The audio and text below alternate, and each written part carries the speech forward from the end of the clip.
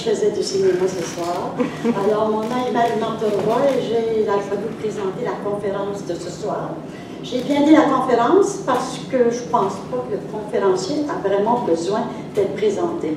Vous savez aussi bien que moi qu'il lit, qu'il écrit, qu'il anime, qu'il pense, qu'il a enseigné. Peut-être qu'il enseigne moins ces temps-ci, mais toutes ces activités-là sont toujours incessantes dans son cas. Et il va bientôt publier un essai intitulé « Pensée et crayon ». Cette conférence, une petite histoire, c'est pour ça que d'ailleurs que Gérald m'a demandé de vous la présenter. Elle a une genèse où notre histoire d'amitié, Gérald et moi, tient une grande place. Et ça remonte le 21 mars 2017, à ce même siècle. Gérald avait présenté une conférence « Penser avec le poème », conférence à laquelle j'avais assisté. Alors, j'avais trouvé particulièrement intéressant que Gérald associe la pensée à la poésie, parce que souvent, quand on parle de poésie, il est convenu de parler d'émotions, d'images, etc. Mais bon, on sait bien que la poésie, à sa manière, propose des représentations du monde, des rapports de l'homme, de l'être humain avec le monde, et à ce titre, on peut penser que la poésie loge aussi dans le domaine de la pensée. Or, quand j'ai assisté à la conférence, rappelez-vous du titre, « Penser avec le poème », j'ai remarqué que Gérald n'avait donné aucun exemple tiré de la poésie. Alors, il avait choisi ces exemples chez les romanciers, pour ne pas les nommer Victor Lévy-Beaulieu et Marguerite Duras. Évidemment, ces exemples avaient une saveur poétique, ça j'en conviens, mais pour moi, ce n'était pas vraiment de la poésie. Pourquoi ne pas avoir choisi un ou une poète, m'ai-je dit? Est-ce à dire que même pour un spécialiste comme Gérald, qui a publié la poésie, enseigné la poésie, en fait tous les verbes que j'ai employés tantôt, vous pouvez toutes les remettre ici, que ça reste un défi de parler de la poésie? Ben, c'est du moins la manière dont il a pris la chose quand je lui ai fait part de ma perplexité. Ça s'est passé à notre dîner d'anniversaire au pluriel, parce qu'on a nos anniversaires à 3 jours d'intervalle, donc on s'invite toujours mutuellement pour notre anniversaire, et je lui ai fait part un petit peu de mes interrogations. Soit dit en passant, on a juste 3 jours de différence dans nos dates de naissance, mais on a quand même une grosse année de différence. Et je le dis, je tiens à le dire ici, parce que Gérald me reproche souvent, mais pas me reproche, me fait remarquer mon âge canonique, n'est-ce pas, comparé à son insolente jeunesse. Alors, il considérait donc que je lui lançais un défi en disant, ben, pourquoi ne pas faire une conférence avec le même titre, mais en parlant de poésie, en parlant d'un poète, d'une poétesse. En poursuivant la discussion, il a pris le défi, je pense, très au sérieux, et en poursuivant la discussion, nous sommes tous les deux tombés d'accord qu'on pouvait repenser le monde avec Saint-Denis Garneau. Alors, je vous laisse à Gérald et à Saint-Denis Garneau.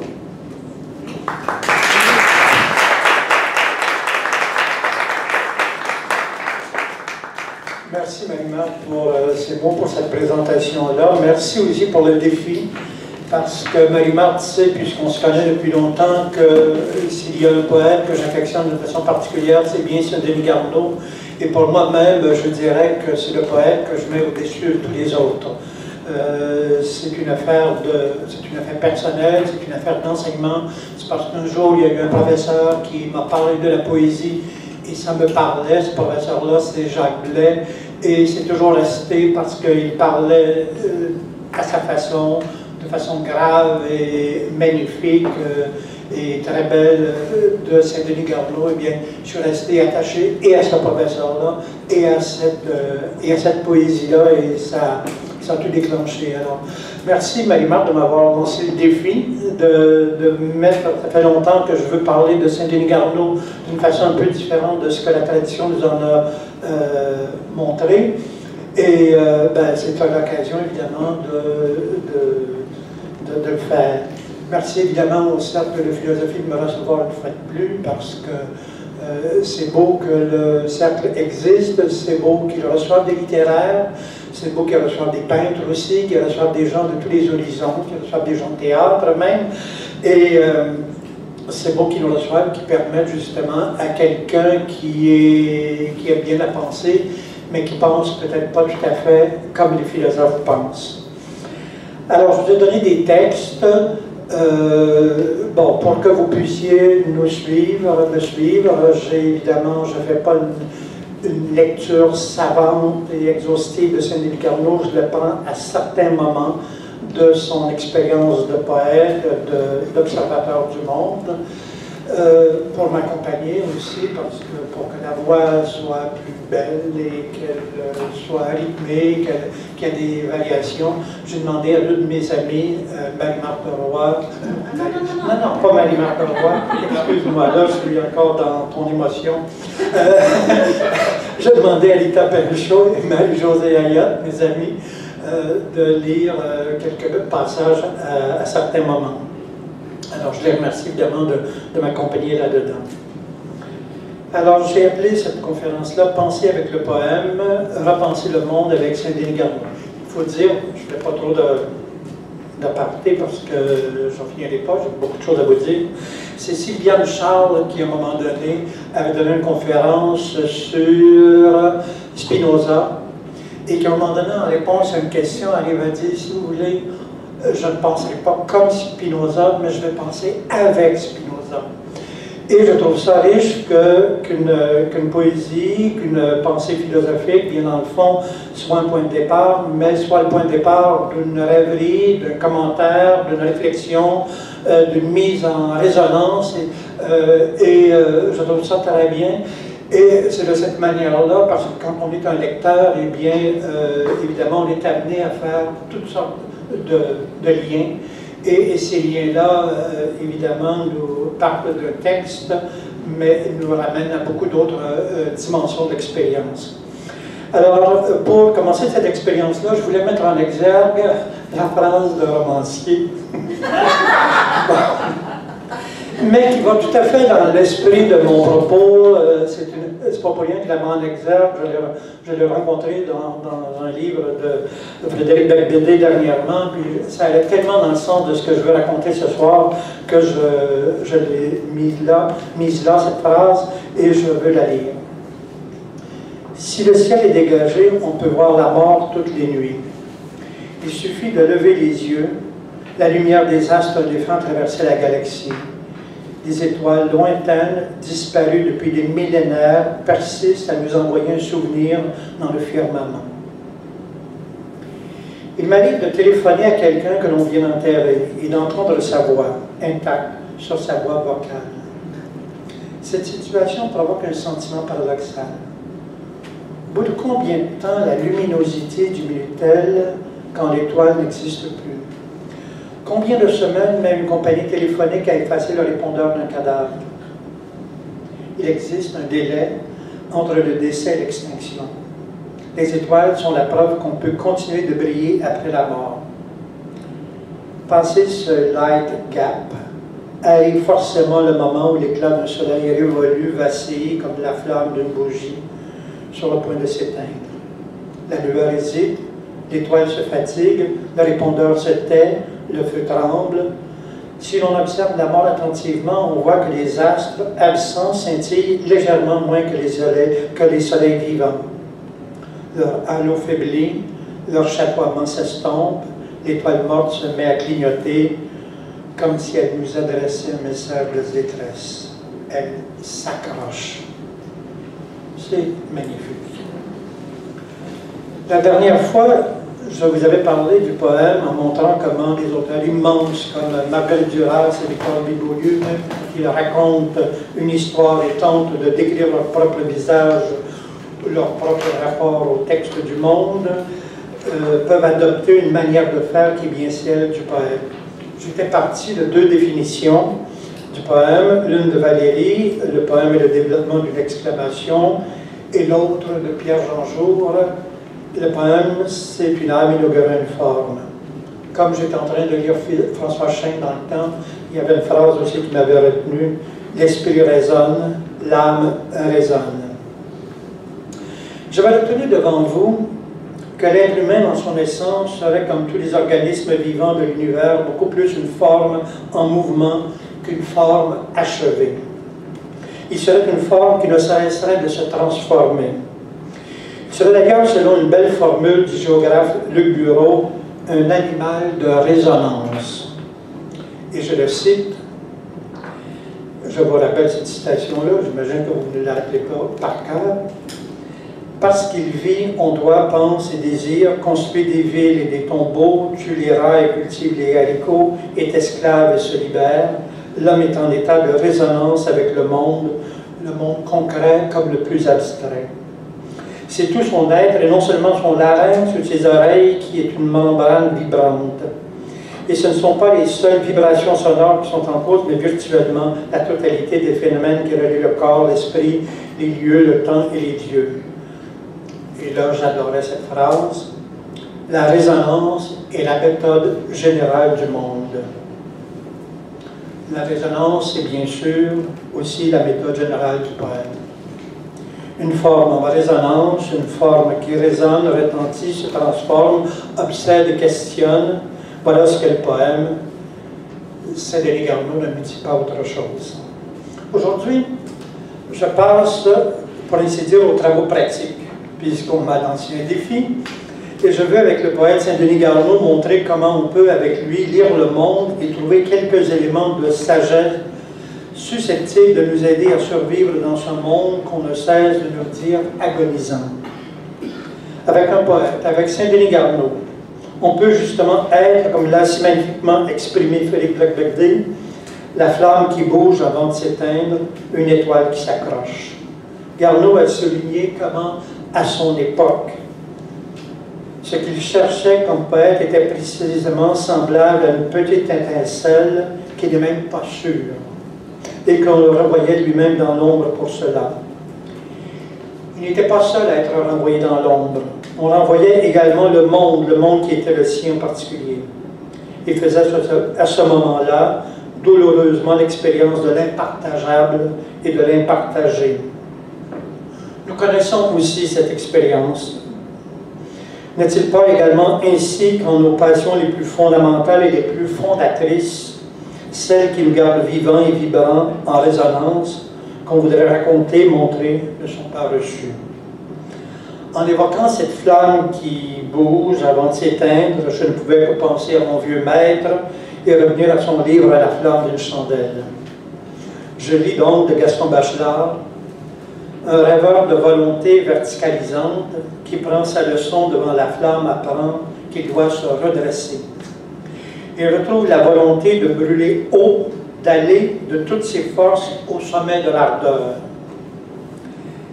C'est qu'elle est fragile, cette flamme, qu'elle peut à tout moment s'éteindre, on le sait. Il y en a des agitations intimes. Et je dis encore Bachelard, la flamme dit toutes les luttes qu'il faut soutenir pour maintenir l'unité. Et il dit aussi, Bachelard, qu'on peut jouer de l'être et du non-être avec la flamme.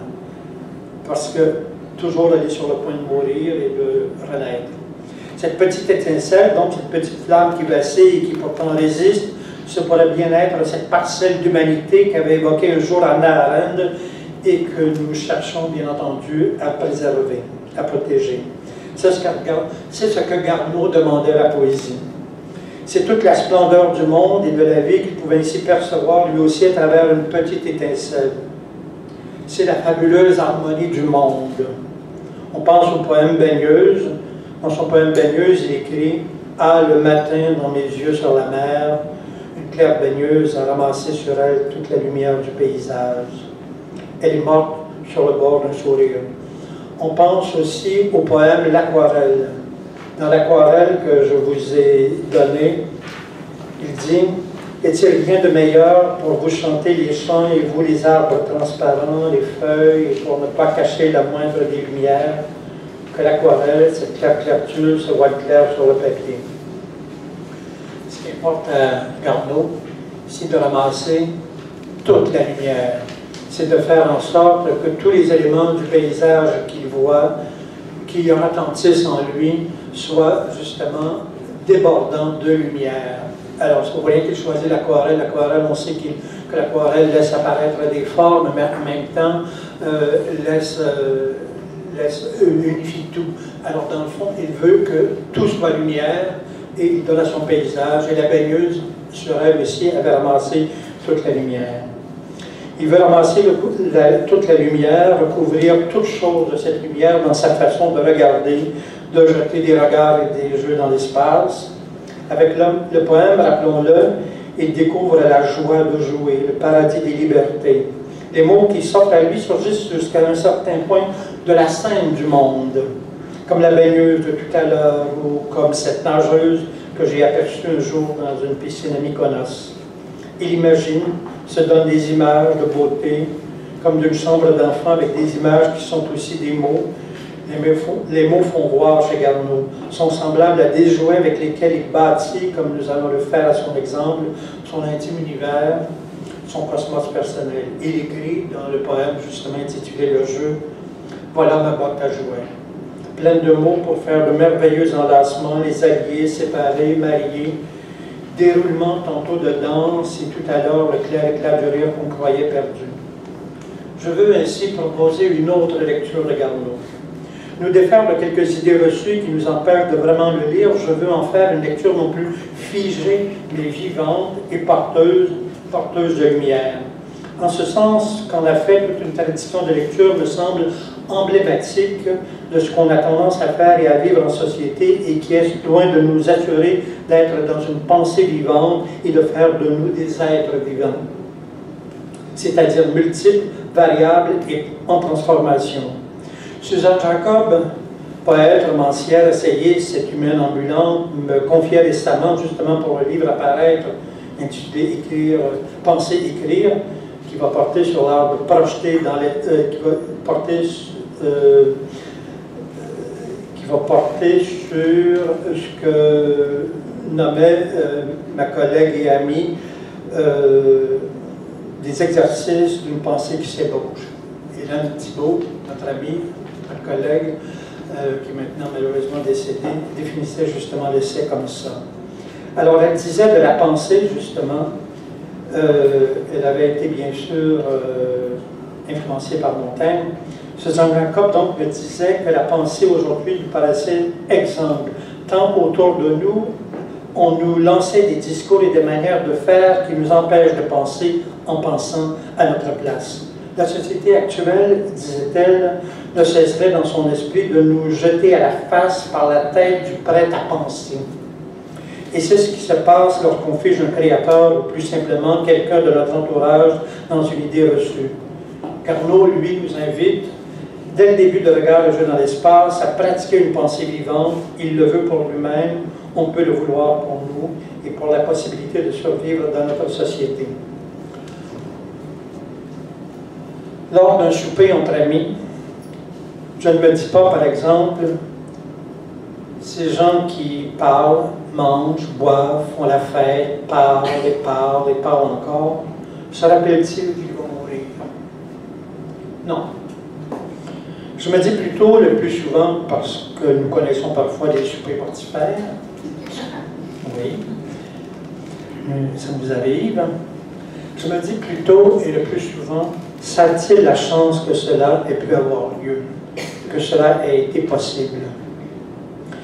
Et c'est là que j'opposerai avec Garneau, avec l'aide de Garneau, tout le champ des possibles à cet élan qui nous assaille de toutes parts et nous pousse à faire l'inventaire de tout ce qui fait de nous des êtres déçus et découragés du monde dans lequel nous vivons, à moins que nous nous contentions de participer à cet effondrement évoqué un peu plus haut dans le confort et l'indifférence. Ou comme l'a si bien démontré Mathieu Bellil au triomphe de la vie ordinaire. Bien sûr, nous pouvons dire avec le philosophe Francis Paul que nous sommes fatigués des utopies, mais c'est là que le poète Garneau, justement, Saint-Denis Garneau, contre toute attente, contre en fait tout ce qu'on nous a dit de lui jusqu'à maintenant, de Jean Lemoyne à Gilles Marcotte, Gérald Godin, Gaston Miron, et même jusqu'à Jacques Brault et Yvon Livard, peut nous aider avec l'exigence qui est la sienne à penser le monde et même à le repenser, c'est-à-dire à le penser en allant au-devant de lui autrement. C'est un visage différent, en effet, que je veux proposer ici à votre attention en imaginant, comme l'avait fait jadis Jean-Pierre Richard avec Baudelaire, un Saint-Denis Garneau heureux. Voilà pourquoi j'ai voulu intituler cette conférence « Penser avec le poème et repenser le monde avec Saint-Denis Garneau ». J'ajouterai « Repenser Saint-Denis Garneau » ou « Commencer à le repenser ». Saint-Denis Garneau est un poète exigeant. Pour lui-même, pour la poésie, pour toute expérience existentielle et langagière à laquelle il se convie et nous convie. Bien sûr, il se montre parfois terriblement déçu de ne pas être à la hauteur de ce qu'il imagine et entrevoit. Il peut apparaître à ce moment-là maladroit à ses propres yeux, ne pas se reconnaître dans ce qu'il cherche à nommer, sentir jusqu'à l'étouffement son impuissance à être et à dire. Il boite à ce moment-là, comme l'albatros de Baudelaire. Il peut dire des enfants qu'il a devant lui ce qu'il se dit en fait à lui-même. Les enfants, vous dansez mal, dans cet espace qui est toute la danse. Il peut aussi faire face à ce qu'il appelle l'heure des merveilleux dans ce temps-là. La danse, nous dit-il encore, est paraphrase de la vision. Son lyrisme brisé en témoigne. Si le poème est bien, comme l'a dit Valérie, le développement d'une exclamation, c'est que Saint-Denis Garneau ne croit pas toujours pouvoir trouver la forme et le sens entier de ce qui l'a surpris et se montre incompréhensible, qui exige une explication. C'est là qu'il y a, selon ces mots, heure des merveilleux, que chez lui l'infini se rend inaccessible et que le regard devient manchot, qu'il n'y a aucune habitation du paysage, aucune possession du monde, aucune fraîcheur, aucun épanouissement, en d'autres mots, qu'il rencontre le bout cassé de tous les chemins. Car il est un poète qui dialogue autant avec le monde qu'avec ce qu'il voit et produit. Il est de ces poètes de la modernité, comme tous ceux qu'on a ici appelés au Québec dans les années 80, de Nicole Brassard à Martine Audet, en passant par Normande Bellefeuille, Louise Dupré, Élise Turcotte et Isabelle Dumais, entre autres, et ça depuis Baudelaire, Rimbaud et Mallarmé par exemple, qu'ils prennent conscience de ce qu'ils font en le faisant. Ils sont capables de se voir aller, comme on dit vulgairement, et ainsi de prendre conscience de ce qu'ils sont en train de vivre dans et par le langage. La conscience qu'ils ont alors, à même le mouvement qui la caractérise, est une conscience critique qu'on pourrait qualifier d'ironique. Lankelevitch, Vladimir Lankelevitch, a, on le sait, à ce sujet des remarques précieuses. Il écrit « L'ironie qui ne craint plus les surprises joue avec le danger. Le danger est dans une cage. L'ironie va le voir. Elle l'imite, le provoque, le tourne en dérision, le tourne en ridicule. Elle l'entretient pour sa recréation. Même elle se risquera à travers les barreaux pour que l'amusement soit aussi dangereux que possible, pour obtenir l'illusion complète de la vérité. Elle joue de sa fausse pudeur, de sa fausse peur, et elle ne se lasse pas de vaincre ce danger délicieux qui meurt à tout instant. » Je retiens de cette note du philosophe que l'ironiste joue avec le danger. Saint-Denis Garneau ouvre précisément son recueil « Regard le jeu dans l'espace » en se plaçant au cœur du danger qui sera le sien et le nôtre, si nous osons, en fait, si nous en avons la force, si nous osons le suivre jusque-là, traverser le torrent sur les roches, pardon, quitter cette chose pour celle-là. C'est dans ce jeu, alors qu'il est sans appui, qu'il trouve l'équilibre impondérable, nous dit-il, qu'il manifeste, selon ses mots, une terrible exigence de vie. J'y reviendrai. Je veux, dans cet esprit, attirer votre attention sur quelques postures clés dans la poésie de Garneau qui pourront nous aider à le lire, mais aussi à le relire et nous aider, pour aujourd'hui, à repenser ou à commencer à repenser notre rapport au monde dans le sens de la joie. Premier extrait, vous l'avez dans les pages que je vous ai données, mais j'en lis un bout tout simplement, parce que c'est un extrait que vous connaissez beaucoup. On peut lire « Je marche à côté d'une joie qui n'est pas à moi, d'une joie à moi que je ne puis pas prendre. » Bien sûr, c'est un texte marquant. On dit que Saint-Denis Garneau, c'est un poète de la douleur, un poète de la division intérieure, c'est un poète de l'écartèlement. On l'a lu à partir de ça, on s'est arrêté à ce bout-là, mais on n'a pas lu jusqu'au bout. Il y a quelque chose qu'on a perdu, on verra tantôt. Deuxième passage sur lequel je vais attirer votre attention, c'est dans un poème qui s'appelle « Il nous est arrivé des aventures ». J'aurais voulu vous le donner, mais il est trop long, alors on va le lire tantôt, mais je vous en donne rien qu'un bout. Il nous est arrivé des aventures depuis le premier jusqu'à n'en plus finir.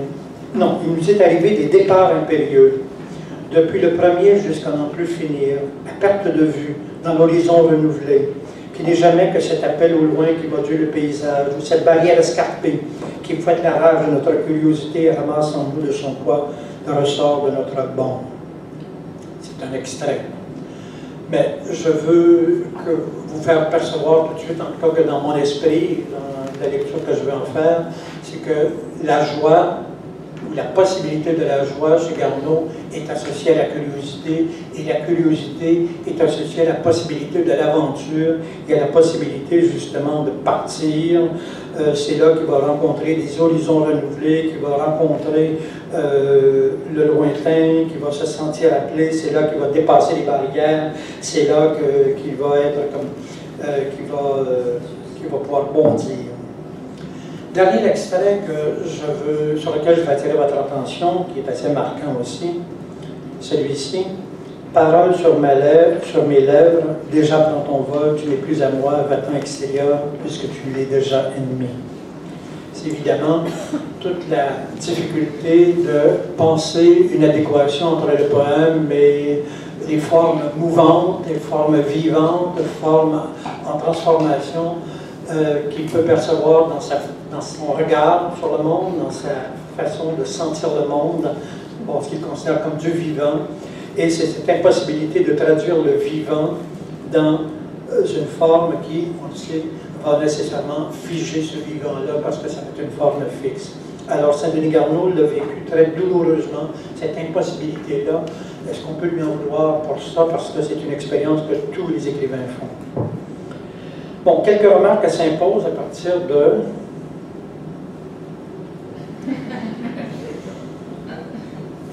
Oui, quelques remarques s'imposent donc à partir de ces passages.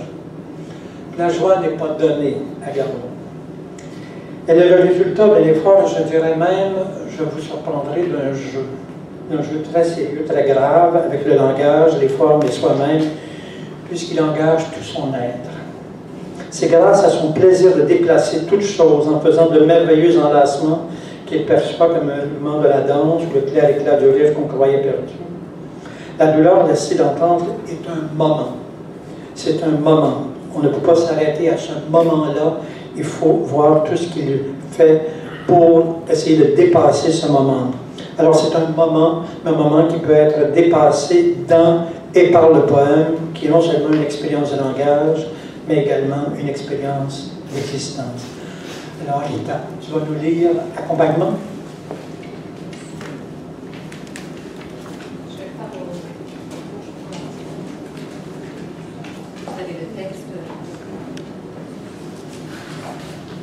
Je marche à côté d'une joie qui n'est pas à moi, d'une joie à moi que je ne puis pas prendre.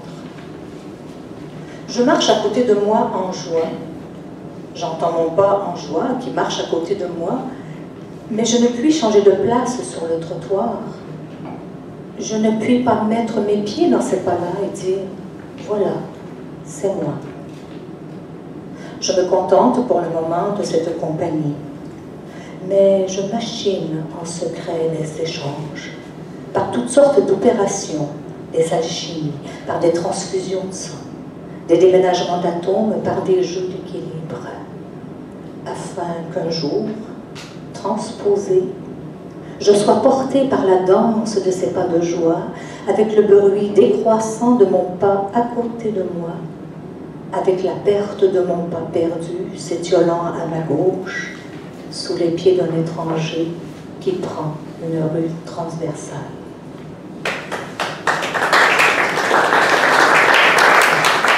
Merci beaucoup. Alors, quand on lit le poème jusqu'au bout, quand on suit l'expérience de Garneau jusqu'au bout, quand on voit l'effort que ça prend chez lui pour arriver à la joie, on est obligé de reconnaître qu'on n'a pas lu Garneau justement jusqu'au bout. Garneau dit qu'à travers toutes les dimensions qui s'opposent en lui et chez lui, il machine en secret des échanges, toutes sortes d'opérations, des alchimies, des transformations de sang, des transfusions de sang, des déménagements d'atomes, des jeux d'équilibre. Il veut, dans le fond, se défaire de cette douleur, d'une division intérieure qu'il traduit par la difficulté de trouver son unité. Sa capacité de danser, d'être porté par la danse de ses pas de joie. En d'autres mots, il veut retrouver la capacité de jouer les possibilités de la joie.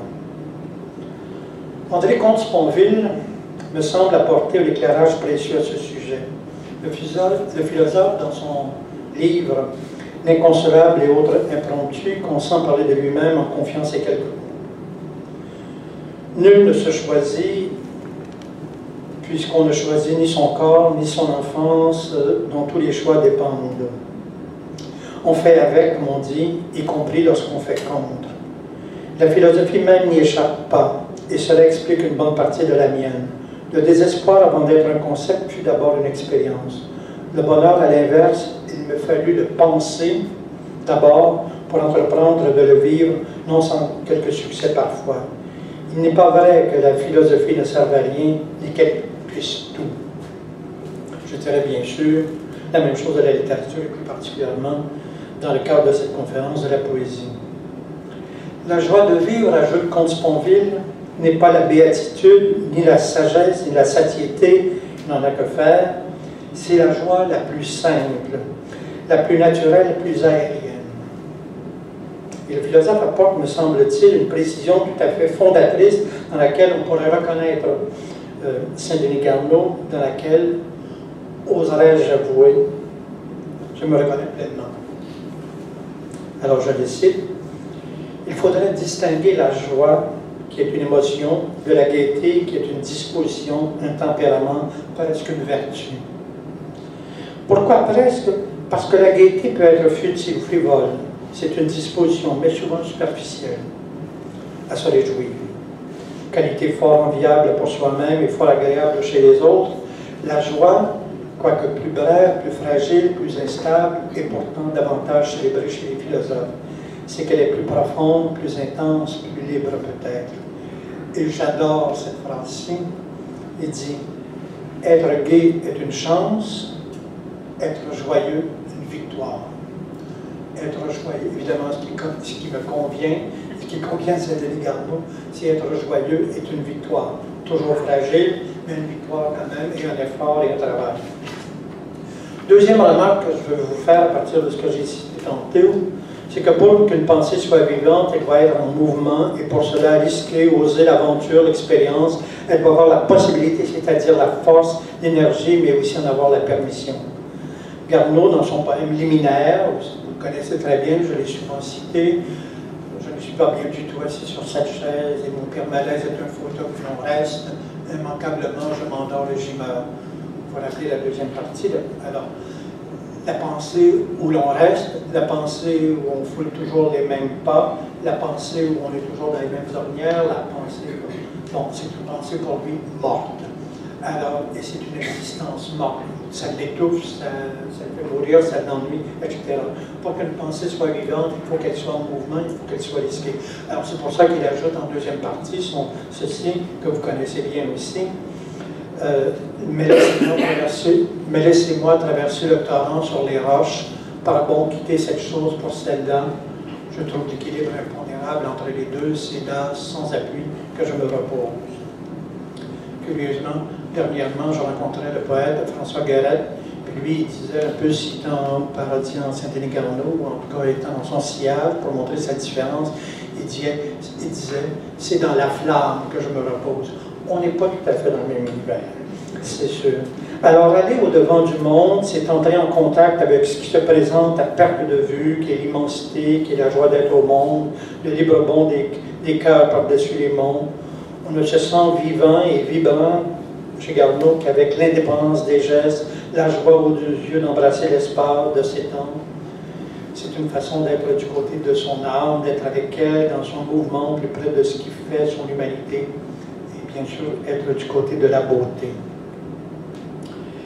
Alors, comme le corps, troisième remarque, c'est comme le corps décrit par Philippe Claudel dans un livre fameux avec lequel on est en rapport constant quand on est vivant, peut arriver un jour où le poème devient inamical. Il me reste 10 minutes. Parole, alors, Garneau va écrire « Parole sur ma lèvre, tu n'es plus à moi ». Il dit cette parole extérieure, ennemie, il la voit comme une nouvelle parole, qui lui serait fermée aussitôt, il se tient puissant de sa naissance.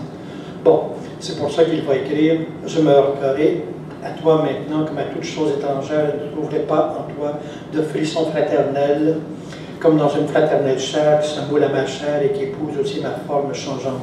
Tu as déjà parmi les tables qui m'encerclent un des barreaux pour mon étouffement. On voit que ce que vise Garneau, c'est la forme changeante, ce qu'il appelle ailleurs jeu d'équilibre, et qu'il perçoit dans la nature comme une féerie, alors je le cite, comme une féerie avec 1000 reflets, comme des trilles d'oiseaux mouches, dans laquelle il se reconnaît comme homme et qu'il veut rejoindre comme poète dans le langage. Alors ça ne peut que se figer et afficher ses limites et les limites de cette part de lui-même qui, sous le signe de la fraternité, dès lors que le poète tente un rapprochement avec elle, ce que Garneau associe à des épousailles et même à la fusion amoureuse. C'est pourtant ce qu'il ne cesse de poursuivre et d'espérer dans cette étoile qui s'accroche, comme cette étoile qui s'accroche, comme cette étincelle qui n'est même pas sûre, ou cette petite flamme sur le point de s'éteindre. Il est en état de disponibilité et, en ce sens, pas de poème plus significatif que le poème accueil que Rita va nous lire. Rita, tu reviens. Ça ne va pas l'obligation d'aller vite, là, parce que non, c'est ça. On dit un poème. Oui.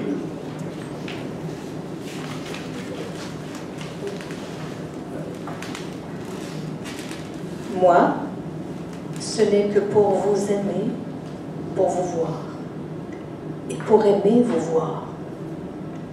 Moi, ce n'est pas pour vous parler, ce n'est pas pour des échanges, conversations, ceci livré, cela retenu, pour ces compromissions de nos dons. C'est pour savoir que vous êtes, pour aimer que vous soyez. Moi, ce n'est que pour vous aimer que je vous accueille dans la vallée spacieuse de mon recueillement, où vous marchez seul et sans moi, libre, complètement. Dieu sait que vous serez inattentive et de tous côtés au soleil, et tout entière en votre fleur, sans une hypocrisie, en votre jeu. Vous serez claire et seule, comme une fleur sous le ciel, sans un repli, sans un recul de votre exquise pudeur. Moi, je suis seule à mon tour, autour de la vallée. Je suis la colline attentive, autour de la vallée où la gazelle de votre grâce évoluera dans la confiance et la clarté de l'air. Seule, à mon tour, j'aurai la joie devant moi de vos gestes parfaits, des attitudes parfaites de votre solitude. Et Dieu sait que vous repartirez comme vous êtes venu, et je ne vous reconnaîtrai plus. Je ne serai peut-être pas plus seule, mais la vallée sera déserte. Et qui me parlera de vous?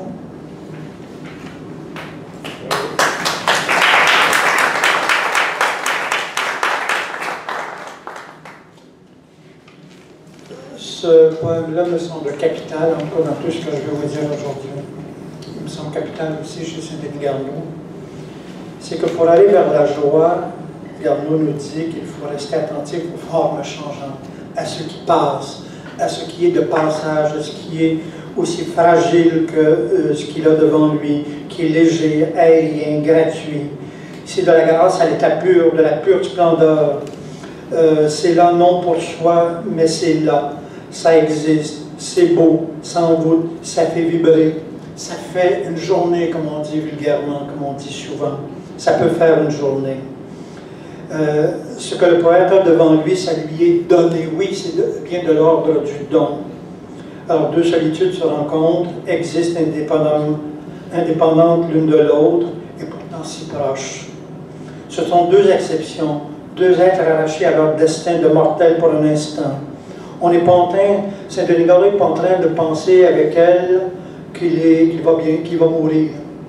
Il n'est pas en train de dire qu'il va être fatigué. Il n'est pas en train de dire que la joie va s'effacer, que la joie est menacée. Il est en train de dire et de vivre un pur instant de bonheur qui se donne là, parce que c'est là, parce qu'il est attentif, parce qu'il a eu le coup d'œil, parce qu'il a eu cette chance-là d'apercevoir, et ce moment existe, cela a eu lieu, c'est une chance. Cette attitude d'accueil évoquée dans ce poème dit une exigence. Pour accueillir, il faut en être capable. Il faut être capable d'être ouvert à cela, qui apparaît sans qu'on l'ait attendu. Vous savez, c'est du genre, quand on dit, vous savez, quand on a un peu l'attention flottante, quand on est dans le laisser-aller, quand on n'est pas au travail, tout à coup on dit, oh, on tourne la tête et tout à coup on voit quelque chose qui vient de passer, qu'on n'aurait pas vu, que l'autre n'a pas vu parce qu'il n'a pas été attentif. Alors il y a beaucoup de ces moments-là qui nous apparaissent, comme je le dis, sur la scène du monde. Il s'agit d'être présent, d'être accueillant. Baudelaire va parler de la sainte prostitution de l'âme, Garneau va parler d'accueil dans la vallée spacieuse de son recueillement. Mais il faut être capable, à un moment donné, d'être dans une rupture par rapport à ses devoirs, à ses chagrins, à ses soucis, à l'ordre du jour, à l'histoire de sa journée. Il faut être capable d'être dans l'instant pour accueillir justement. Je retiens quand même ces derniers vers. Je ne serai peut-être pas plus seul, mais la vallée serait déserte et qui me parlera de vous. Je pourrais poursuivre en écrivant, mais je parlerai de vous en me souvenant de vous et en écrivant mon poème, en étant attentif à tout ce qui dans le monde en rend compte, en rendant possible la grâce, la légèreté, le jeu, la danse, bref, la lumière, qui me rappelleront que vous avez été. Mais pour cela, il me faudra être capable d'accueillir, de voir et d'être attentif encore.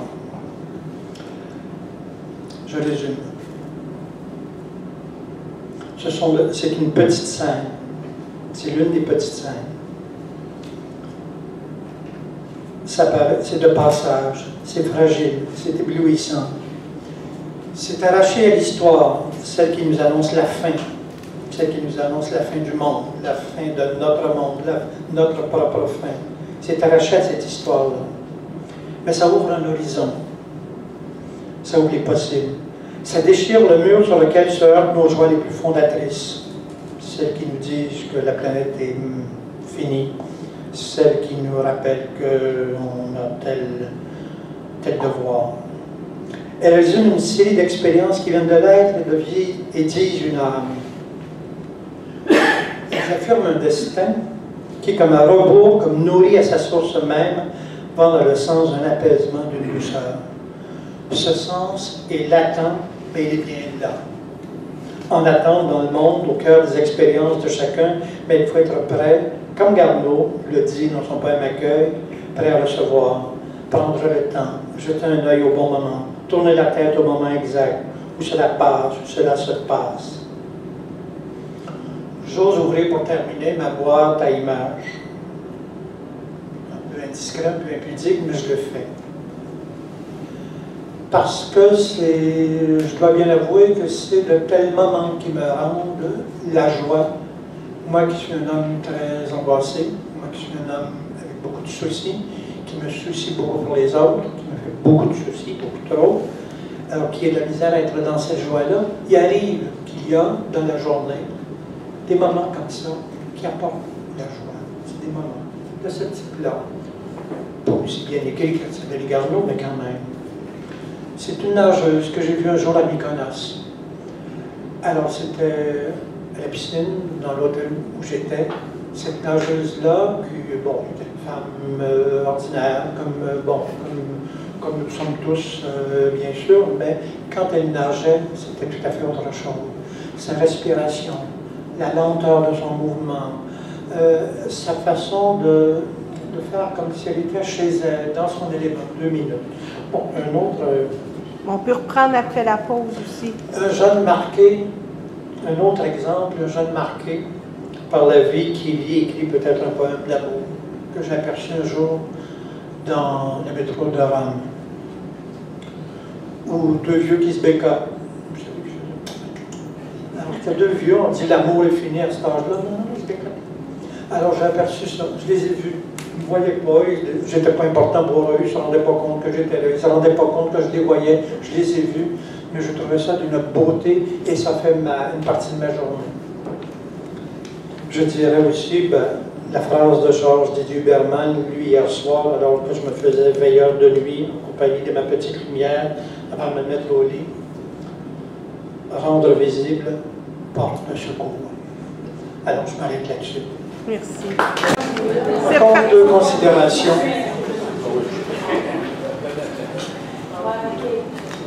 Après avoir parlé de Saint-Denis-Garneau, je reviens à cette considération-là, parce que qu'est-ce qu'on peut retenir de tout ça, de Saint-Denis-Garneau? C'est que ma première affirmation, c'est qu'on retrouve chez lui encore quelques indications d'une possibilité, pour aujourd'hui, de fissurer le lieu assourdissant des discours catastrophiques ou haineux. Je reviendrai. Je pense à Georges Didier Huberman, le philosophe historien des arts, que j'ai beaucoup lu cet été, à Pasolini et Dante. Dans son livre Survivance des Lucioles, Georges Didier Huberman revient sur la métaphore des Lucioles que Pasolini avait empruntée à Dante dans l'enfer, la première partie, comme on disait, de la Divine Comédie.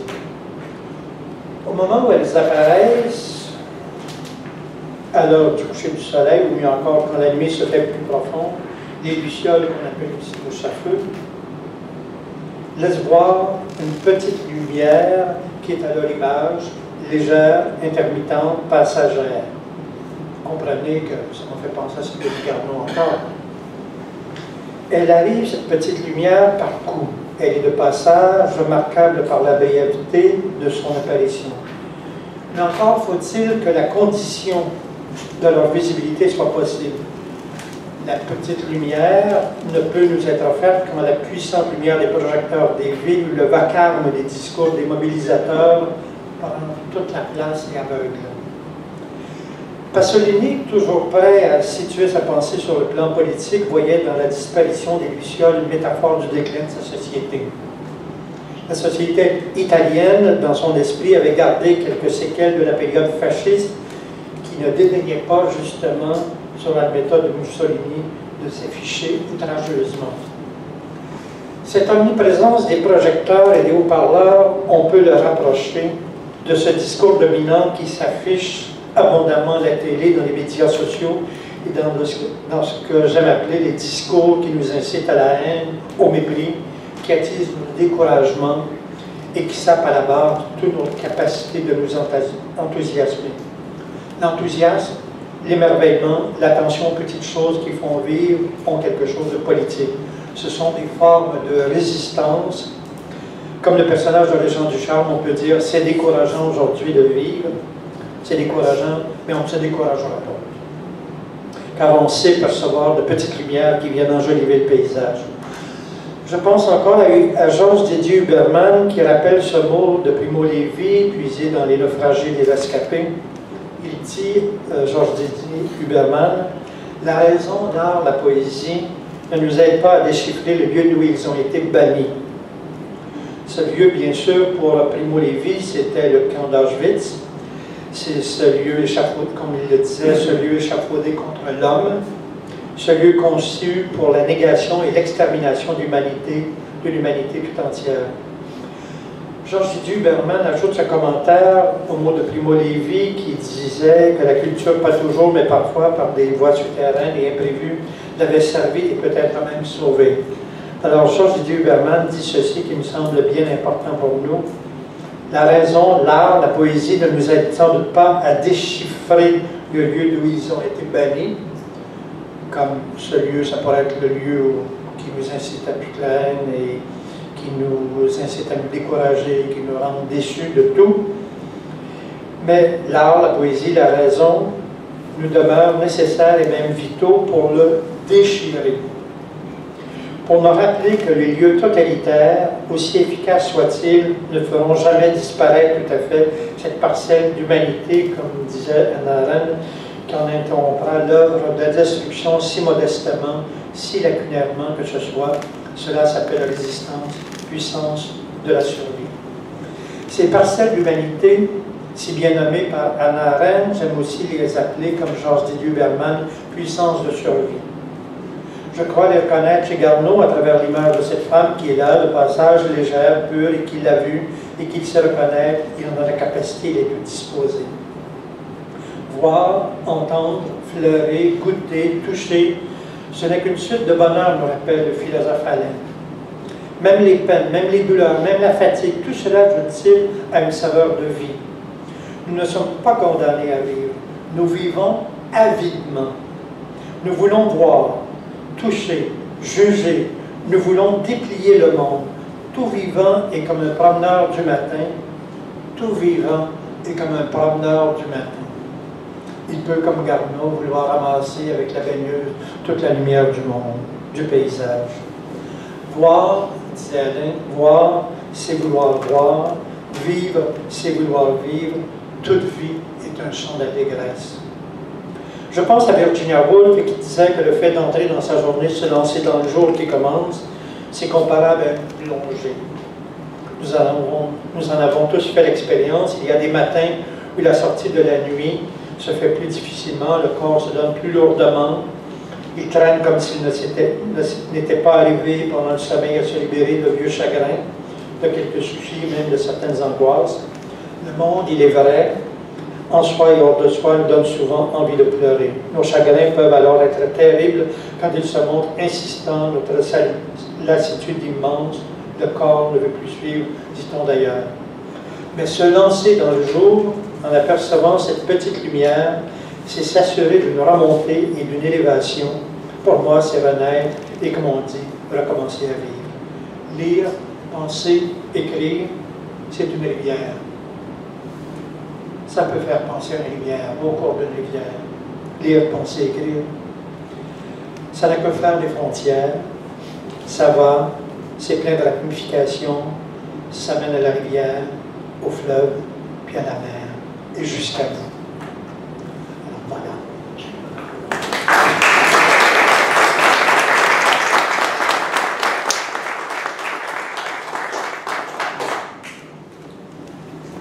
Alors, je peux prendre les questions. Commençons. C'est pour les questions. Oui, Alexandro.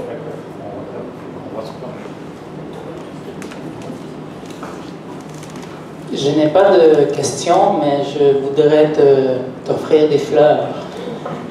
Alors même que, comme tu sais, le fait qu'on me filme me fait trembler et que je n'aime pas. Comme tu sais, Saint-Denis Garneau est aussi le poète de mes amours.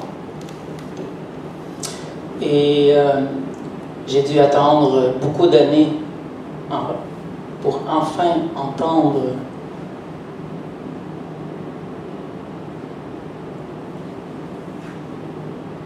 une analyse de Saint-Denis Garneau lue jusqu'au bout. Je pense que jusqu'à maintenant, on n'avait pas compris, on ne comprend pas, on n'avait pas pu comprendre encore tous le message de Saint-Denis Garneau. Lui qui disait que je suis un pinceau qui pense. Donc, une pensée d'image, de couleur, de poésie. Cette recherche de pureté qu'avait Saint-Denis Garneau, qu'on a, à cause de cette histoire malheureuse au Québec, avec l'Église, on a cru que sa recherche de pureté n'était pas une recherche vers la joie et la sensibilité et l'ouverture, tel que tu l'as dit. Et je voudrais écouter, je pourrais parler longtemps, mais je voudrais juste remarquer comment Saint-Denis Garneau se rapproche des poètes romantiques allemands, dont Novalis, qui pensait que penser était une poésie et que tout était poésie. Et comment, à mon avis, il manque encore penser Saint-Denis Garneau avec des auteurs comme Tolstoï. Quand on lit le journal de Tolstoï, on voit dans sa jeunesse, on voit le même déchirement, la même intensité, la même obstination à s'autodéchirer et en même temps foncer vers des hauteurs autant humaines que de la poésie, de l'écriture, et au fond d'un art de vivre. Alors, je te remercie, j'ai attendu longtemps pour ceci. Voilà.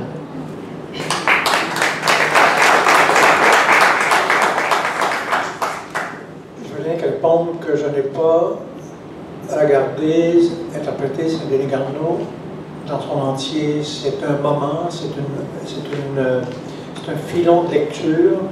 Je dis c'est une façon de commencer à le repenser. Et je crois que la lecture qu'on en a faite aux alentours des années 60, à cause de notre besoin de fonder une littérature québécoise et de voir partout l'homme, le mot québécois, comme on disait, eh bien, évidemment, on a considéré que quelqu'un comme Garneau, qui parlait d'intériorité, était comme dans une tour d'ivoire, était à l'or du monde. Alors que dans le fond, existentiel, c'est pas là qu'il se situait, bien entendu, son aventure est intérieure. Et je tiens à le dire quand même, je suis conscient que je n'ai pas tout travaillé Saint-Denis Garneau, je ne l'ai pas gardé dans tous les recoins, mais j'aime ça, l'idée de penser au commencement, quand les choses arrivent, quand elles sont dans leur commencement, et qu'est-ce qui s'offre comme possibilité. Et là, les poèmes que j'ai choisis me semblent le montrer.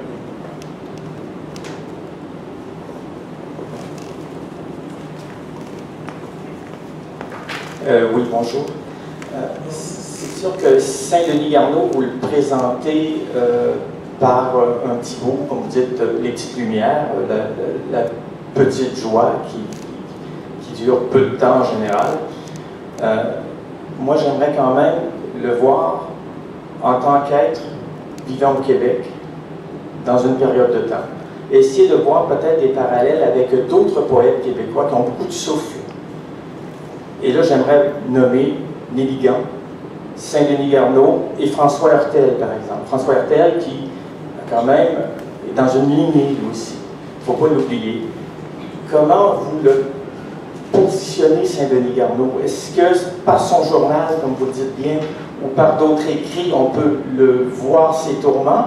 Mais si on regarde que sa poésie, comment on peut le considérer vis-à-vis de ces gens-là?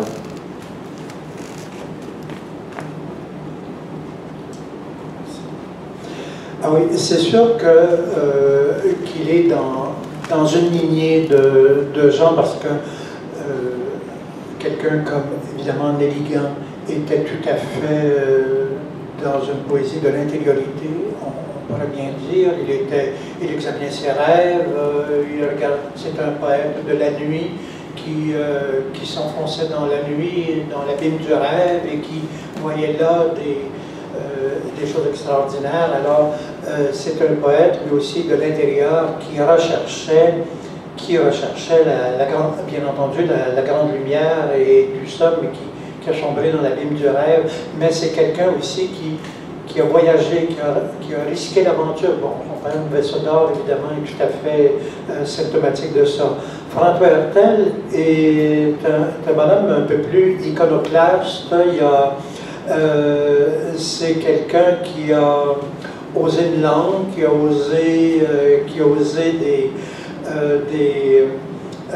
des paysages, effectivement, qui étaient un petit peu inhabituels. Alors, dans ce sens-là, c'est quelqu'un d'intéressant parce que c'est quelqu'un qui a risqué. Bon, d'abord, ce qui est intéressant dans les trois, là, je pense tout haut et un peu trop succinctement, trop hydrolaculairement, mais ce sont des gens qui ont osé à leur époque.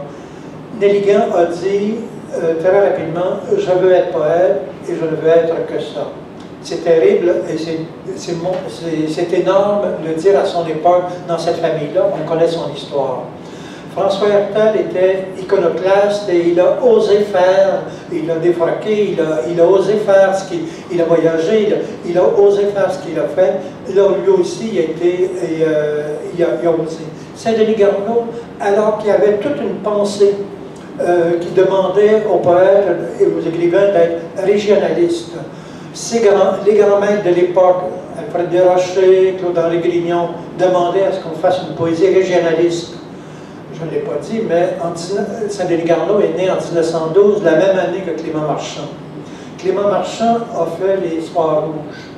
C'est un poème, c'est un recueil de poèmes précieux qui présente de façon réaliste ou aussi réaliste qu'on peut l'être quand on est en poésie, mais il l'a fait dans une forme traditionnelle et en respectant les prescriptions d'un bonhomme comme Alfred Desrochers qui représentait ni plus ni moins l'intelligentsia poétique de l'époque.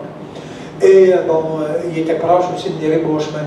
Alors, beaucoup plus traditionnaliste, et d'ailleurs Clément Marchand, qui a vécu jusqu'à 100 ans, contrairement à Saint-Denis Garneau, il m'a souvent dit de Saint-Denis Garneau, parce qu'il l'a aperçu une fois, il arrivait à dire « c'est un petit énervé ».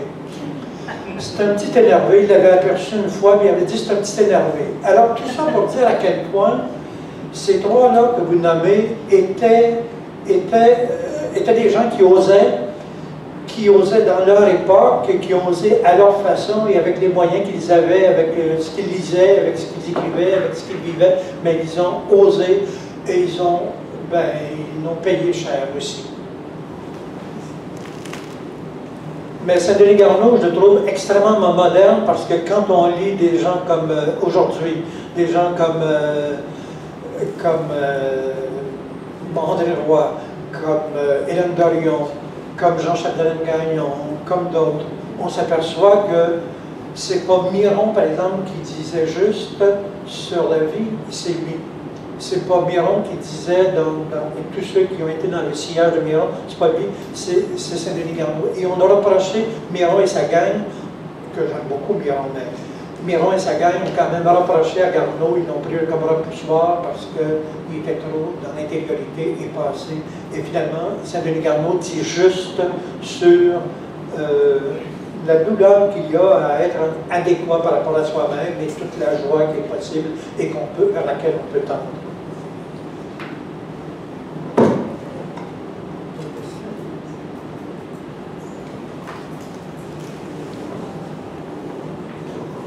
Oui, si vous avez d'autres questions, vous pouvez la mettre. Voilà.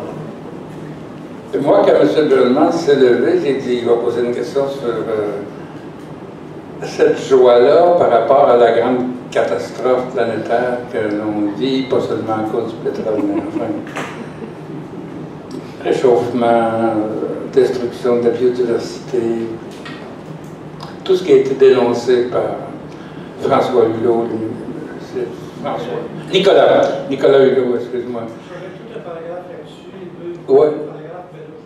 Ah, bien, prenons le temps, si tu veux, lire comme réponse. Et je me suis dit, il ne faudrait pas que notre grand poète soit une façon d'oublier la réalité douloureuse au niveau environnemental, puis les millions d'enfants affamés, etc. Puis ça va s'empirer avec au nord de l'Afrique et dans plein de régions où l'eau va manquer, etc. C'est pas fini, hein, ça va être... mais il faut quand même faire, amant de la poésie que nous sommes, faire face à la musique, faire face à la situation aussi. Trouver c'est une suggestion, quelle sorte de discours. La poésie, on sait que la poésie de Miron, c'est une poésie engagée, et tout ça, beaucoup plus, mais Desrochers aussi, mais pour un monde rural, j'ai l'impression, beaucoup plus engagé envers. En tout cas, je te laisse continuer.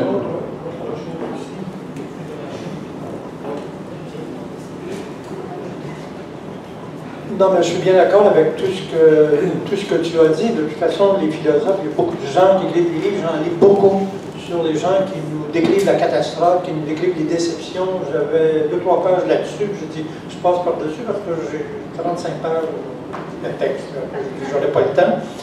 Je laissais tomber, il y a beaucoup. Mais ce que j'ai envie de dire, c'est que oui, on peut être conscient de tout ça, mais on est des humains qui avons à vivre ici, notre journée, qui avons à vivre. Alors, André Sauvé a une expression bien drôle qui dit la caraque de l'être.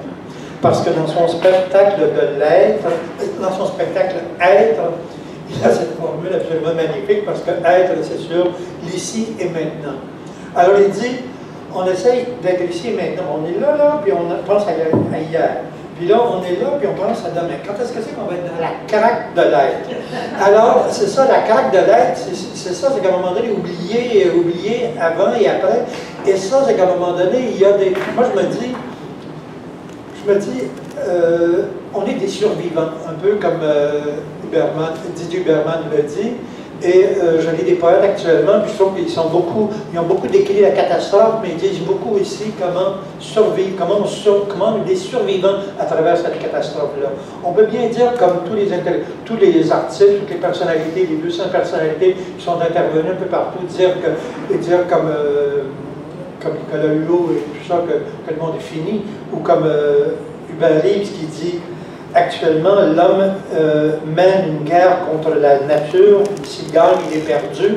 On peut bien dire une chose comme ça, on peut bien le constater, mais qu'est-ce qu'on fait? Est-ce qu'on va se suicider? Parce que c'est fini? Non, on vit, on a à vivre, et on a à bien vivre, et je pense que notre devoir d'humain, c'est d'être le moins malheureux possible et le plus heureux possible. Le moins malheureux possible. Et dans ce sens-là, je veux dire, on peut être conscient de tout ça. On n'est pas... Mais d'un côté, il faut vivre. Il faut survivre à travers tout ça.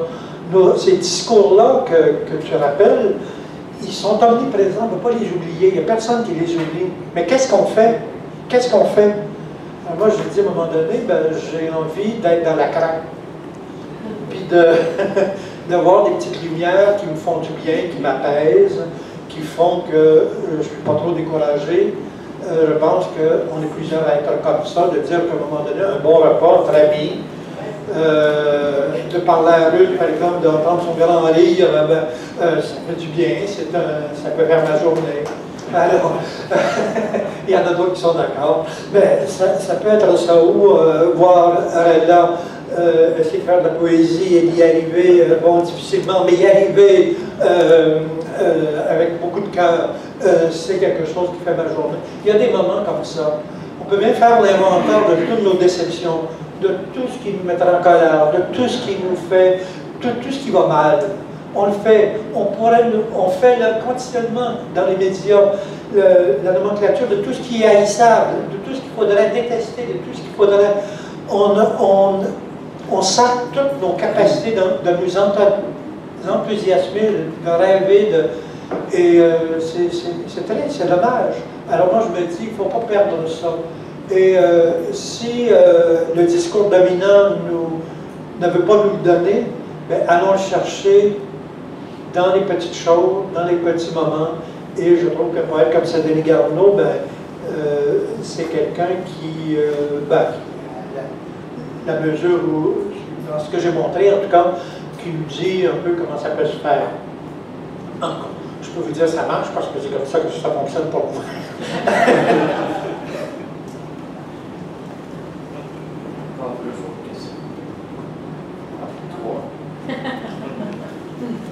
Un, deux, trois. Gérald, oui, c'est moi. C'est la caméraman.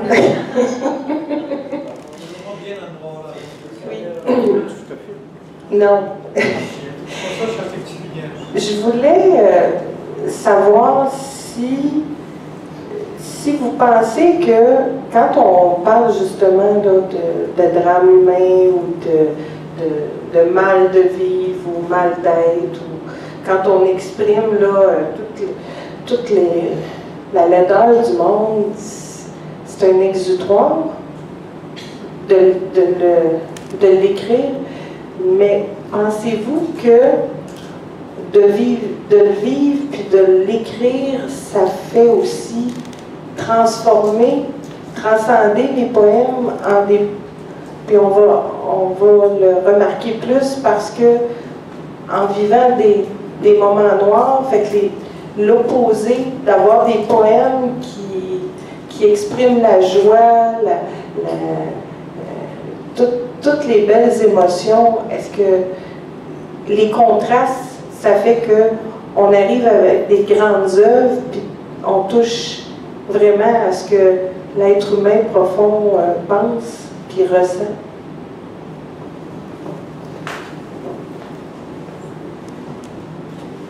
Ben, on n'est pas obligé d'exprimer toujours les choses comme je viens de raconter. Il y a des poètes qui actuellement, il y en a qui expriment beaucoup on pourrait dire la colère d'être. Je vous parlais tantôt de François Guéret, je vous parle de lui parce que je l'ai lu dernièrement. Lui, il dit j'ai été prévenu, il est trop tard pour être sauvage. Il dit c'est dans la flamme que je me repose. Alors il est du côté d'une espèce de fureur de vivre et de colère parce qu'il trouve qu'on est trop tranquille, qu'on ne se soulève pas assez, que bon, il regarde sa société, il se regarde lui-même, mais en même temps, c'est un travail de langage. Lui-même, il me l'a bien dit quand je l'ai rencontré, il me dit « Ma poésie et moi, c'est pas tout à fait la même chose, dans la mesure où je suis un gars plus paisible que la violence qu'il y a, que j'exprime dans mes textes. » Alors, la plupart des poètes vont dire « Oui, ça peut libérer, effectivement, mais ça peut libérer d'exprimer les malheurs du monde. » On l'exprime beaucoup aujourd'hui chez les poètes, cette chose-là. C'est peut-être leur forme d'engagement, mais ça peut être une pause aussi. Mais ce que je veux dire, c'est que on peut dire les choses dans le sens que j'ai exprimé. Saint-Denis Garneau dit aussi la douleur, dit aussi la difficulté, dit aussi, mais d'autres le disent, et de toute façon, c'est la plupart des auteurs, des poètes particulièrement, sont dans cette vérité-là, à travers un langage. Eh bien, ce qui est important, c'est qu'ils puissent le dire et qu'ils trouvent des formes neuves. Là, je viens de lire aujourd'hui, quand je suis allé chez Modoc imprimer ces pages-là, j'avais le dernier numéro d'Histoire, j'ai découvert un poète qui s'appelle Jonathan Charette, que je ne connaissais pas. Mais c'est curieux, il est d'une jeune génération, je ne sais pas quel âge il a, peut-être 20, 30 ans, pas loin de 30, en tout cas, il n'y a pas 30 ans probablement. Et il est de cette génération de gens instruits, qui est sans doute passé à l'université, qui sait des choses.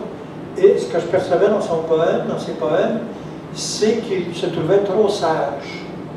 Il trouvait que là, il faudrait qu'il apprenne, qu'il se souvienne, dans le fond, de la désobéissance, qu'il se souvienne de l'insolence, qu'il se souvienne du pas d'allure qu'il a déjà été, comme bon, qui traînait. Là, il se trouve un peu en ordre, un peu trop correct, un peu trop assagi, un peu trop... probablement que les cours lui ont donné ça. Alors, il se souvient de cette part-là. Il y a quelque chose qui est oublié dans ce désordre-là qu'il a déjà connu.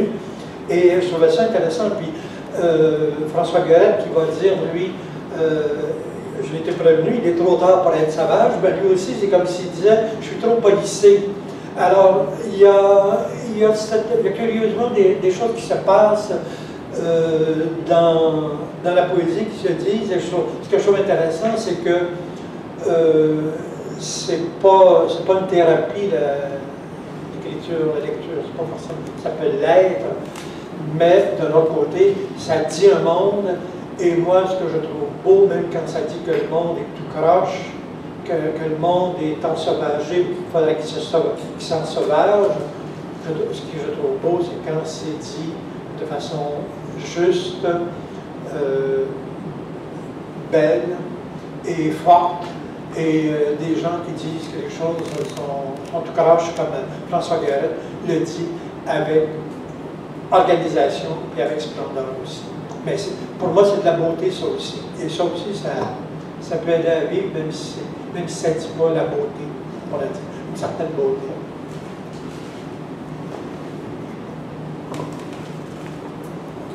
Oui, Gérald, je voulais juste préciser que je ne voulais pas dire qu'il y aurait eu quelques manques par rapport à ton analyse quand je parlais des Allemands ou de Tolstoï. Ce que je voulais dire, c'est que je place Saint-Denis Garneau à la même hauteur que Novalis ou Tolstoï, des gens qui partent avec une clairvoyance du pire et de la difficulté pour une recherche de la beauté et d'une ouverture et d'une joie. Et, tu dis jusqu'à certains points. oui, donc je ne disais pas qu'il y avait un manque dans ton ah, d'accord. Mais c'est que... Je suis susceptible, pas tant que... Mais, oui, donc je place très haut Saint-Denis Garneau, peut-être le seul poète au Québec dont son œuvre, je suis incapable de ne... Quand je pense à son œuvre, de ne penser qu'à son livre de poésie. Pour moi, il est clair que sa correspondance et son journal, et son livre et ses poésies, c'est un tout.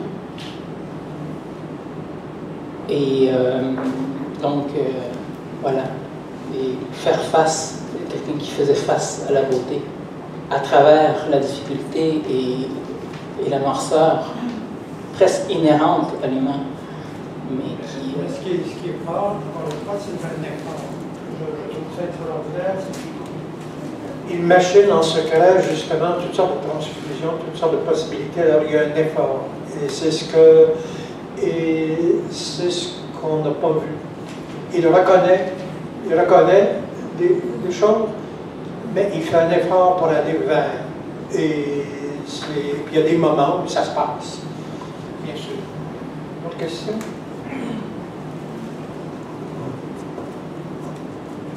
Moi, je me rappelle des premières années où j'ai étudié la poésie. C'était avec un monsieur qui s'appelait Chatillon. Ça doit vous dire quelque chose. Et il nous disait, en 1963 à peu près, que la poésie québécoise qui la distinguait des autres, c'était le thème fréquent du mort vivant. J'ai marqué ici, merci de nous avoir parlé de la joie.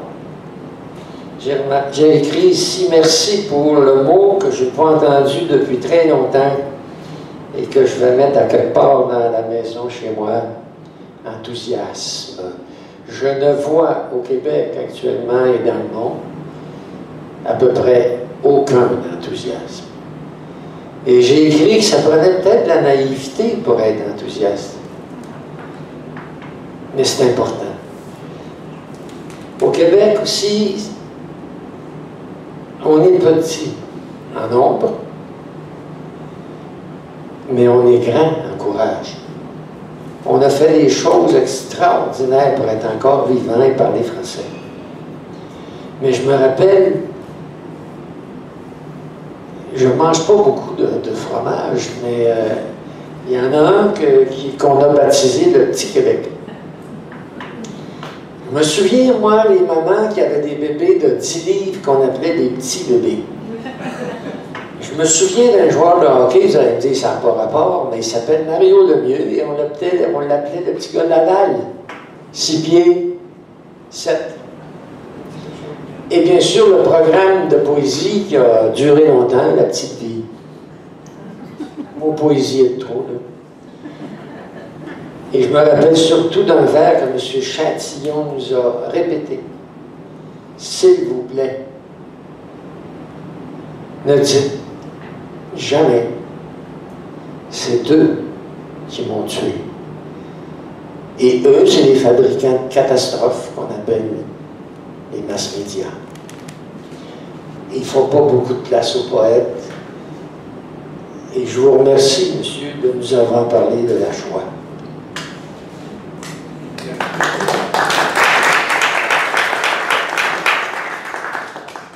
Moi, je dis que on parle de politique, il y a plusieurs façons de faire de la politique. Dire l'enthousiasme, vous m'avez très bien compris. Vous m'avez compris, il y a quelqu'un qui a dit ça.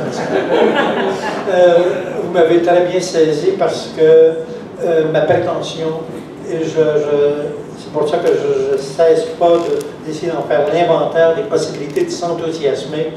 L'enthousiasme est une forme de résistance, c'est une puissance de survie, et l'enthousiasme est politique. C'est une façon de résister à tout ce discours-là catastrophiste dont on parle, qui nous amène à nous décourager tout le temps, et à ne jamais, à ne rien aimer, à ne rien valoriser. Il y a quelqu'un qui ose s'engager, mais vous savez, tout de suite, les journaux vont essayer de trouver le petit bobo qui va pas, et on va le descendre tout de suite, et finalement, il n'y a plus rien. Alors, c'est assez terrible. On ne veut pas de héros, on ne veut pas d'utopie, on ne veut pas de rêve, on ne veut pas rien, on ne veut pas s'enthousiasmer, on ne veut que de la haine, on ne veut que du mépris, on ne veut que de la déception. Alors moi je dis, un moyen de résister à tout ça, c'est l'enthousiasme. Et il y a un regard. Oui, monsieur. Alors, et ensuite, combien de temps? Parce que là, j'ai des amis qui vont lire encore. 10 minutes. 10 minutes. Une dernière une question. Puis ensuite de ça, on conclut avec un moment de lecture. Parfait.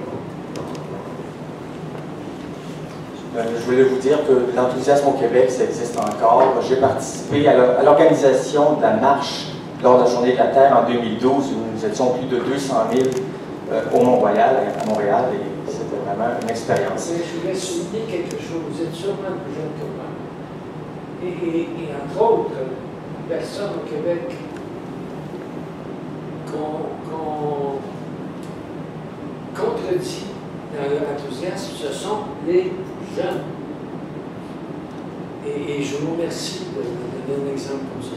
D'accord. Et il y en a d'autres. Vous en nommez ceux-là, mais c'est sûr que ce n'est pas dominant, c'est rare et on ne sait pas la chercher. Mais il ne faut pas les oublier.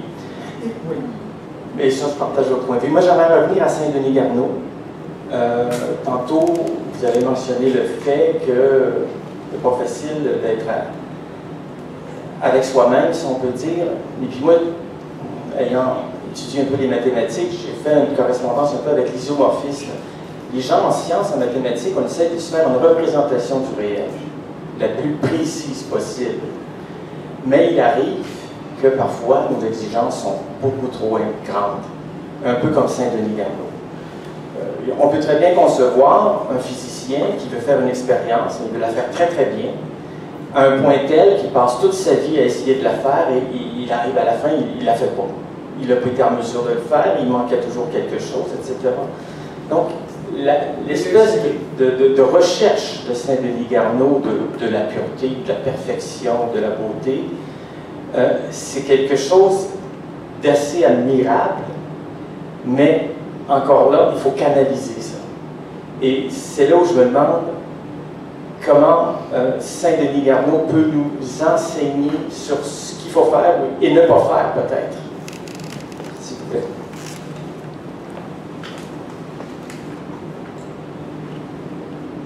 C'est une affaire personnelle, c'est sûr. C'est sûr, de quelle manière. Alors, je parlais d'un livre de sagesse, que ça pouvait nous donner des leçons. C'est, comme vous parlez d'isomorphisme, on peut parler de résonance, on peut parler de retentissement, on peut parler d'écho. Alors, bon, je parlais de Georges Huberman, j'ai parlé des Lucioles, j'ai parlé des Petites Lumières, j'ai vu quelque chose chez McBédé. Alors, il y a comme une résonance là, donc il y en a quelques-uns qui pensent comme ça. Alors, dans quelle mesure il peut nous aider à voir, nous aider à cheminer, c'est dans la mesure où on veut voir, dans la mesure où on veut lire, dans la mesure où on veut...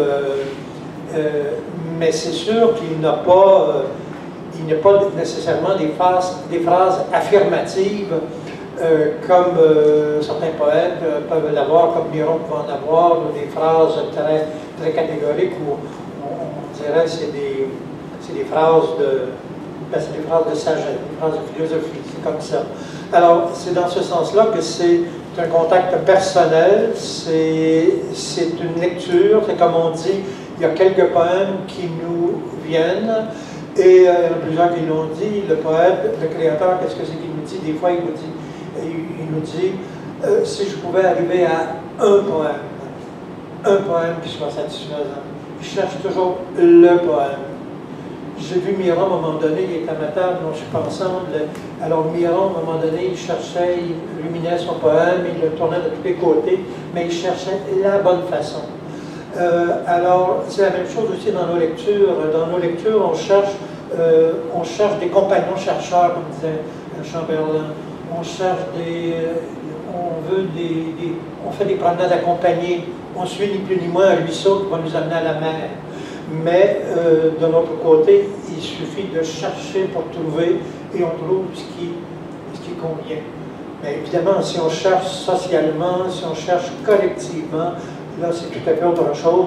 Et c'est certain que les poètes, on va bien j'aime beaucoup la poésie, mais là on sait bien le sort qu'on fait à la poésie dans notre société en général. Il ne faut pas penser que ce qui arrive au Festival de la poésie, que c'est si général que ça, et que c'est si constant que ça. C'est un beau moment, mais c'est un moment. Alors, ok.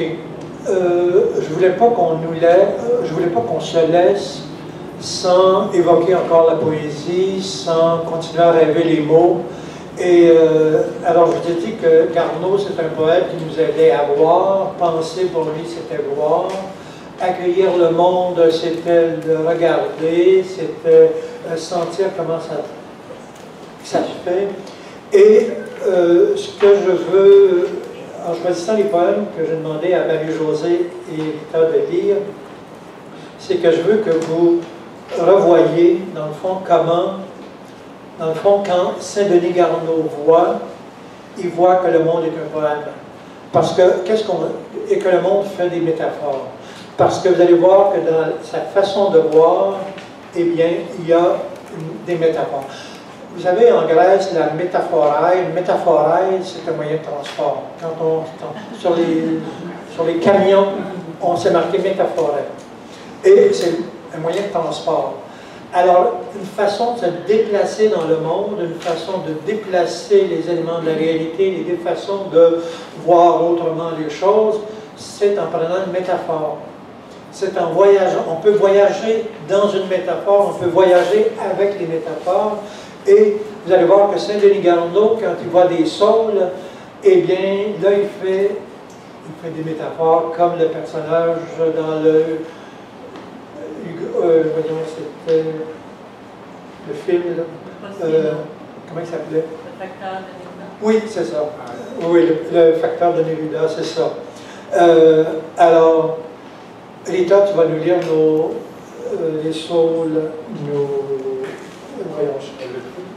Oui. Ah, vous l'avez ce texte-là. Les grands saules chantent.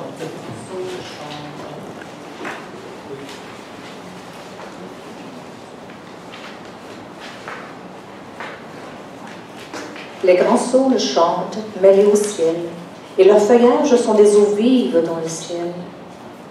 Le vent tourne leurs feuilles d'argent dans la lumière, et c'est rutilant et mobile, et cela flue comme des ondes. On dirait que les saules coulent dans le vent, et c'est le vent qui coule en eux. C'est des remous dans le ciel bleu, autour des branches et des troncs, la brise chavire les feuilles.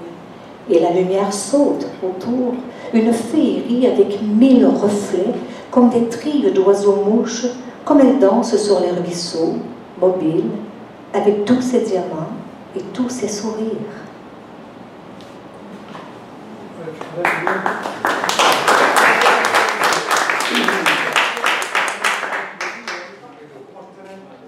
Alors, tu vas nous lire Portrait?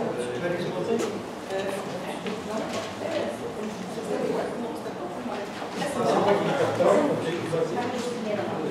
Portrait.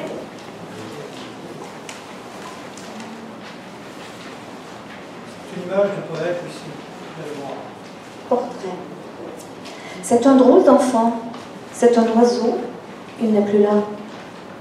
Il s'agit de le trouver, de le chercher quand il est là. Il s'agit de ne pas lui faire peur. C'est un oiseau, c'est un colimaçon.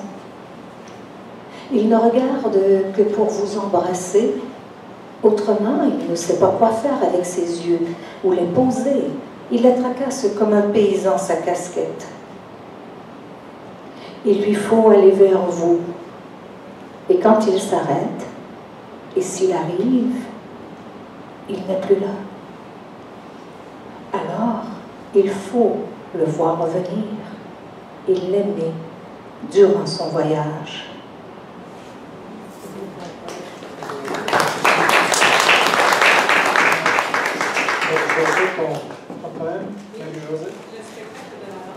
Oui. Alors la danse, vous comprenez que c'est une métaphore de la poésie, une métaphore de la joie de vivre. Oui, la danse, c'est une métaphore de la joie de vivre. C'est une façon de faire des enroulements, des déroulements. C'est le mariage, alors des épousailles. Alors, évidemment, Garneau, c'est quelqu'un qui voit le monde comme harmonie et qui veut l'équilibre. Il veut des jeux d'équilibre et il voit dans le monde, évidemment, dans la nature, de ces transfusions où un élément va dans l'autre, etc. Alors, il y a des déroulements et des enroulements. Et des balancements. Spectacle de la danse. Mes enfants, vous dansez mal. Il faut dire qu'il est difficile de danser ici, dans ce manque d'air. Ici, sans espace, qui est toute la danse. Vous ne savez pas jouer avec l'espace, et vous y jouez, sans chaîne. Pauvres enfants qui ne pouvaient pas jouer. Comment voulez-vous danser? J'ai vu les murs. La ville coupe le regard au début. Coupe à l'épaule le regard manchot, avant même une inflexion rythmique, avant sa course et repos au loin, son épanouissement au loin du paysage, avant la fleur du regard, alliage du ciel, mariage au ciel du regard, infini rencontré, heure des merveilleux. La danse est seconde mesure et second départ. Elle prend possession du monde. Après la première victoire du regard, qui lui ne laisse pas de traces en l'espace, moins que l'oiseau, même, et son sillage, que même la chanson et son invisible passage, remuement imperceptible de l'air, accolade, lui, par l'immatériel, au plus près de l'immuable transparence, comme un reflet dans l'onde au paysage, qu'on n'a pas vu tomber dans la rivière. Or, la danse est paraphrase de la vision, le chemin retrouvé qu'ont perdu les yeux dans le but, un attardement arabesque à reconstruire depuis sa source, l'enveloppement de la séduction.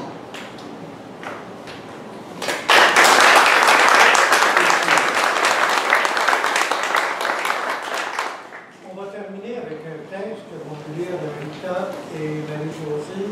Un texte où Saint-Denis Garneau se fait un peu plus social et il est même assez dur à l'égard des gens de son époque, à l'égard des gens de son milieu. Vous allez voir que alors quand je vous dis qu'il y a de l'impartagé, qu'il y a de l'impartageable, qu'il y a à un moment donné une absolue solitude quand on est aussi exigeant à l'égard du monde, de soi et des autres, eh bien, vous allez voir que ce que ça veut dire, dans quel contexte ça peut se vivre. Alors, je vous lis. On pensait de le lire sans micro parce qu'on a des extraits, disons, très rapprochés. On va essayer. On va essayer Si de jamais projeter. vous n'entendez pas bien, on va prendre. Il nous est arrivé des aventures du bout du monde. Quand on vient de loin, ce n'est pas pour rester là. Quand on vient de loin, nécessairement, c'est pour s'en aller. Nos regards sont fatigués d'être fauchés par les mêmes arbres, par la scie contre le ciel, des mêmes arbres. Nos pieds n'étaient plus là pour nous attacher dans la terre. Ils nous attiraient tout le corps pour des journées à perte de vue. Il nous est arrivé des départs impérieux depuis le premier jusqu'à n'en plus finir, à perte de vue dans l'horizon renouvelé, qui n'est jamais que cet appel au loin qui module le paysage ou cette barrière escarpée, qui fouette la rage de notre curiosité et ramasse en nous de son poids le ressort de notre bon. On n'a pas eu trop de neige à manger. On n'a pas eu à boire trop de vent et de rafales. On n'a pas eu trop de glace à porter. Trop de morts à porter dans des mains de glaçons. Il en est qui n'ont pas pu partir, qui n'ont pas eu le courage de vouloir s'en aller, qui n'ont pas eu la joie aux yeux d'embrasser l'espace, qui n'ont pas eu l'éclair du sang dans les bras de l'étendre. Ils se sont endormis sur des bancs. Leur âme leur fut ravie durant leur sommeil. Ils se sont réveillés en sursaut, comme des domestiques, que le maître surprend à ne pas travailler. On n'a pas eu envie de s'arrêter, on n'a pas eu trop de fatigue à dompter. Pour l'indépendance de nos gestes dans l'espace. Pour la liberté de nos yeux sur toute la place. Pour le libre bond de nos cœurs par-dessus les monts. Il en est qui n'ont pas voulu partir, qui ont voulu ne pas partir, mais demeurer. On les regarde, on ne sait pas, nous ne sommes pas de la même race. Ils se sont réveillés des animaux parqués là, qui dépensent leurs ardeurs sans âme dans les bordels, et s'en revont dormir sans s'en douter. Ils se sont réveillés des comptables, des tracassiers, des mangeurs de voisins, des rangeurs de péchés, des collecteurs de revenus, des assassins à petits coups, rongeurs d'âme, des satisfaits, des prudents, baisse-culs, lèche-bottes, courbettes. Ils abdiquent à longue haleine, sans s'en douter, n'ayant rien à abdiquer. C'est un pays de petites bêtes sur quoi l'on pile. On ne les voit pas parce qu'ils sont morts, mais on voudrait leur botter le derrière et les voir entrer sous terre pour la beauté de l'espace inhabité. Les autres, on est farouche, on est tout seul. On n'a que l'idée dans la tête d'embrasser. On n'a que le goût de partir, comme une faim. On n'est déjà plus où on est. On n'a rien à faire ici. On n'a rien à dire. Et l'on n'entend pas de voix de compagnie.